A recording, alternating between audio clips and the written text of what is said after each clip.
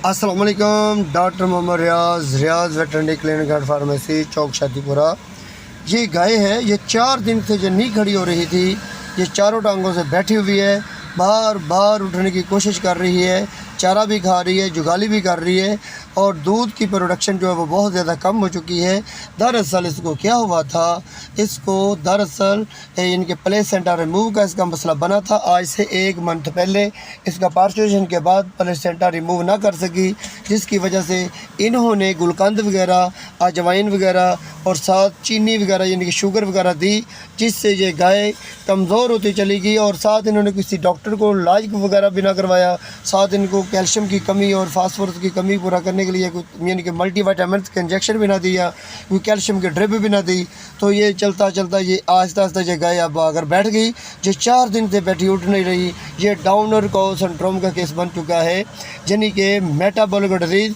Metabolic disease क्यों होती है? सबसे पहले मेन वजूहत तो ये होती है, ये हमने पहले भी वजूहत बयान कर दी है कि ये गाय को आहिस्ता आहिस्ता कमज़ोरी होती चली गई, वीकनेस होती चली गई प्लेसेंटा रिमूव की वजह से इस गाय का। बाकी और भी वजूहत हो सकती हैं जानवरों में, लेकिन इस गाय में प्लेसेंटा रिमूव का यानी कि मेन कॉज जो होता है वो नज़र आ रहा था।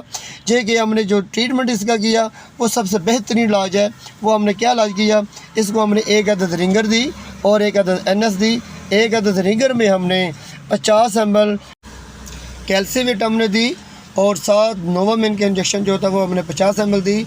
मल्टीमाइनो वी हमने 50 ml दी और इसके साथ नीरोफास का इंजेक्शन जो होता है वो भी हमने 50 ml दिया और ग्लूकोफेज वो भी हमने 50 ml दिया। बी कम्प्लेक्स भी हमने 50 ml दी और नीरोफास का साथ साथ हमने नीरो बयान के जो इंजेक्शन होते हैं वो भी हमने 5 अदद डाले और साथ साइनोकोबाल ये भी हमने 10 ml का 1000 मिलीग्राम के इंजेक्शन एक ड्रिप में डाल दिया। और फिर हमने ये जब ड्रिप ख़त्म हो गई, फिर हमने दोबारा फिर ये एक ड्रिप ली, उसमें हमने दोबारा फिर कैल्सीवेट का हमने इंजेक्शन यानी कि हमने 100 ml दिया। पहले हमने 50 ml दिया, फिर हमने 100 ml दिया, ताकि यानी कि 150 ml तक एक जानवर की 160 तक हम यानी कि कैल्शियम की मिकदार को पूरा कर सकते थे। इसलिए हमने डाउनर कोज में 150 ml का कैल्शियम का इंजेक्शन 2 यानी कि हमने फ्लूइड में दिया और साथ हमने जो बाकी इंजेक्शन जो 2 थे वो एक ही डब्बे में डाल दिए थे। तो फिर हमने साथ क्या किया, इसमें हमने मेन जो पॉइंट होता है वो हमने फास्फोन के इंजेक्शन जो था वो 40 ml हमने एक डब्बे में डाल दिया, वो भी हमने जट कर दी। फिर हमने दूसरे दिन इलाज किया, फिर यही किया, फिर हमने यानी कि ये देखा हमने फिर दूसरे दिन आके फिर तीसरे दिन भरा। 4 दिन के बाद हमने मुसलसल इलाज करते रहे। 4 दिन मुसलसल इलाज करने के बाद हमने जिस गाय को खड़ा करने की कोशिश की तो ये गाय अपनी चारों टांगों में वज़न डाल रही थी। पहले दिन जब हमने इतनी ड्रिपें वगैरह लगाई थी, इतनी मेडिसिन लगाई, तो ये गाय इतना ज़्यादा रिस्पॉन्स ना दे सकी, इतना ज़्यादा रिज़ल्ट ना दे सकी, अपने पाँव पे ना खड़ी हो सकी, जिससे फार्मर में थोड़ी सी यानी कि दिलचस्पी में हमें नज़र आ रहा था कि वो ज़हार नहीं कर रहे। तो हमने थोड़ी सी तसल्ली दी, हमने समझाया कि आप बेफ़िक्र हो जाएं, हमने ऐसे इलाज हज़ारों की तादाद में हैंडल कीजिए। ये डाउनर कोज सिंड्रोम का केस होता है कि एक दिन में नहीं हैंडल होता, इसमें थोड़ा सा टाइम चाहिए। ये 6 से 7 दिन का पीरियड मांगता है। तो पहले दिन अगर जानवर खड़ा हो जाए तो बेहतर है। अगर बेहतर यानी कि अगर ना खड़ा हो सके तो आप ये कोशिश करेंगे, फार्मर को डील करें, मुतमईन करें कि ये 4 से 5 दिन तक या 6 से 7 दिन तक जानवर खड़ा हो सकता है। आप यानी कि उनको तसल्ली देते रहें और ये इंजेक्शन जो होते हैं वो ड्रिपें जो होती हैं, जो आपने पहले दिन आपने इंजेक्शन शुरू किए वो अब लगाते रहें। और साथ इंट्रामस्कुलर तौर पर जो इंजेक्शन लगाना सबसे बेहतरीन चीज़ है। इंट्रामस्कुलर आपने क्या देना है, इंट्रामस्कुलर तौर पर हमने 22 साल के इंजेक्शन 20 ml देना है और पेन किलर के तौर पर हमने फ्लूइड का 15 ml के इंजेक्शन देना है और ज़िमनी इन्फेक्शन को ख़त्म करने के लिए एंड्रोफ्लोक्सासिन का इंजेक्शन जो है वो हमने 10 ml देना है। और साथ खाने के लिए, इनको खिलाने के लिए हम जो यूज़ करते हैं वो ये यूज़ करते हैं, हमने बास्प्रो का यूज़ करते हैं। बास्प्रो हम देते हैं 20 ग्राम, विटागोल्ड सुपर हम 20 ग्राम और DCP डाई कैल्शियम फास्फेट का जो पाउडर होता है ये हम जापानी लेते हैं। जापानी पाउडर जो होता है ये हम लेते हैं 40 ग्राम। ये हम डेली कम्बिनेशन देते हैं जानवर को, ताकि जानवर के जिस्म में कैल्शियम की कमी को पूरा किया जा सके। ये देखिए हमने फिर 3rd डे, तीसरे दिन आकर फिर इसको हमने NS की ड्रिपें दी। NS की ड्रिपों में वही डोज दी, यानी कि नोवाफास, कैल्सीवेट और ग्लूकोफेज, नीरोफास, सैनोकोब, बायोडेल, यानी कि ये बायोसाल के जो इंजेक्शन है बी कम्प्लेक्स टाइप, यानी कि हमने दोबारा फिर ये नोवाफास्ट भी हम दिखा रहे हैं, ये हमने इंजेक्ट की, यानी कि मुकम्मल तौर पर। ये देखें हमने स्क्रीन पर ये वीज़ा कर दिया है साइनो को 22, यानी कि हमने थर्ड डे डाला 2 यानी कि 50, और साइनो बायोसाल और प्रीसाइनोफास, बायोसाल, ग्लूकोफेज, नीरोफास, ये हमने इंजेक्शन इसमें पहले दिन वाली ही डोज डाल रहे हैं। तो थोड़ा सा यानी कि रद्द बदल होता है, बाकी यानी कि मेडिसिन वही होती है। ये हम तकरीबन सेम कोशिश करते हैं कि जो हमने पहले दिन ट्रीटमेंट किया हो वही उस हिसाब से ही चलते जाएं, जिससे जानवर को आहिस्ता आहिस्ता इसकी वीकनेस जो होती है, इसके जिस्म में जो मज़ीद जो कमी होती है वो पूरी हो सके। अगर आपने ज़्यादा डोज दे दी, अगर फ़र्ज़ करें अगर कैल्शियम की मिकदार आप 150 ml दे रहे हैं, अगर पहले दिन आप 450 ml दे सकते हैं तो 300 ml दे सकते हैं, अगले दिन फिर हम 300 या 450 ml दे देंगे, तो जानवर को मज़ीद आप बेहतर करने से आप जानवर को हाइपर कैल्सीमिया का मसला पेश कर सकते हैं, जिससे जानवर का खड़ा होना बिल्कुल मुमकिन नहीं होता।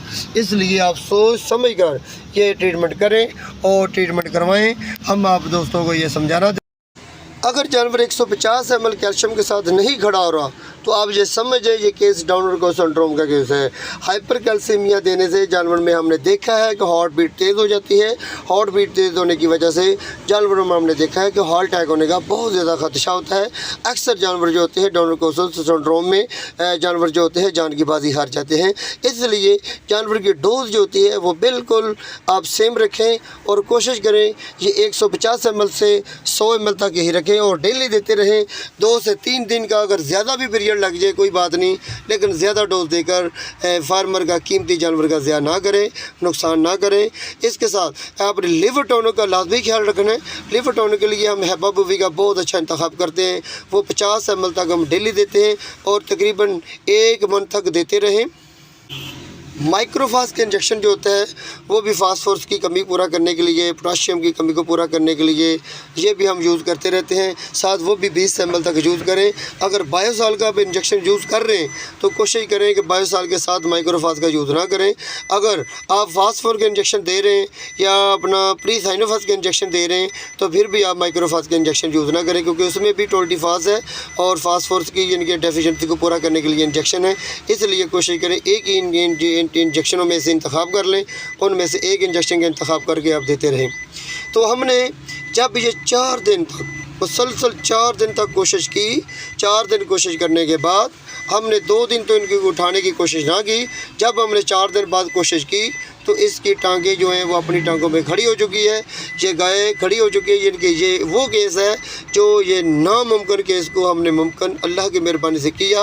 ये देखिए ये फार्मर खुश होकर इसकी मालिश कर रहे हैं, इसकी सफाई कर रहे हैं।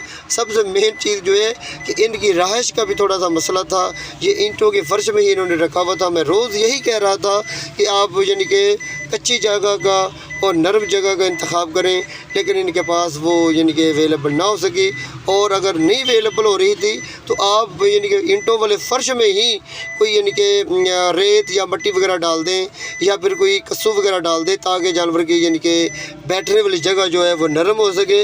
और ईंटों वाले फ़र्श में ये डाउनर को सिंड्रोम वाला केस जो होता है तो अक्सर हमने देखा है बार बार कोशिश करता है खड़ा होने की, जिसकी वजह से जानवर जब खड़ा नहीं हो सकता तो इसकी टांगों में जलन हो सकती है और रगड़ की वजह से ज़ख़म हो सकता है। ज़ख़म के साथ साथ इन्फेक्शन हो सकती है, टेटनस की इन्फेक्शन होने का भी ख़तरा लाहक हो सकता है। इसलिए कोशिश करें कि राइश का लाजमी बंदोबस्त करें। और ये सबसे मेन पॉइंट ये होता है कि जगह भी नीचे से साफ़ सुथरी और खुश्क होनी चाहिए। ये गाय जो थी ये बिल्कुल इनकी इतनी ज़्यादा केयर ना होने की वजह से नीचे जो जगह थी वो बिल्कुल गीली थी और फ़र्श था।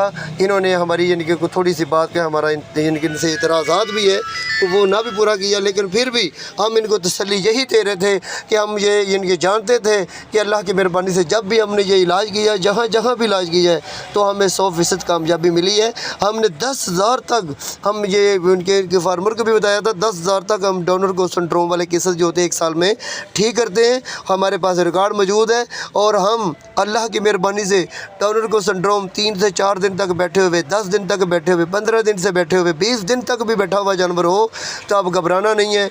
हम आपको इलाज बताएंगे, हम आपको तसल्ली देंगे। अगर डाउन को सिंड्रोम का केस है या हाइपोगलाइसीमिया का केस, अगर किसी वजह से भी जानवर गिरा हुआ हो तो आप मुझे रब्ता करें, मैं इंशाल्लाह उसके हिसाब से आपको ट्रीटमेंट बताऊंगा और इसी डायग्नोज करके ट्रीटमेंट का इंशाल्लाह तरीक़ाकार बताएंगे।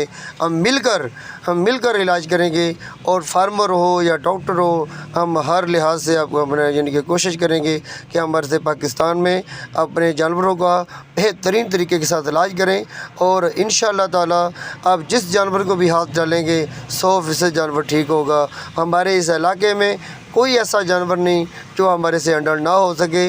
बाकी फिर भी इलाज करना हमारे लिए फ़र्ज़ है। ज़िंदगी और शफा देना अल्लाह की ज़ात पाक के वस में है। तो हम कोशिश यही करते हैं कि बेहतर तरीके से कोशिश करें, इलाज करें। और इलाज करने से अक्सर हमने देखा कि जानवर ठीक हो जाते हैं। इलाज करने से घबराना नहीं चाहिए। और अक्सर हमने देखा कि जानवरों की जो इलाज करते हैं लोग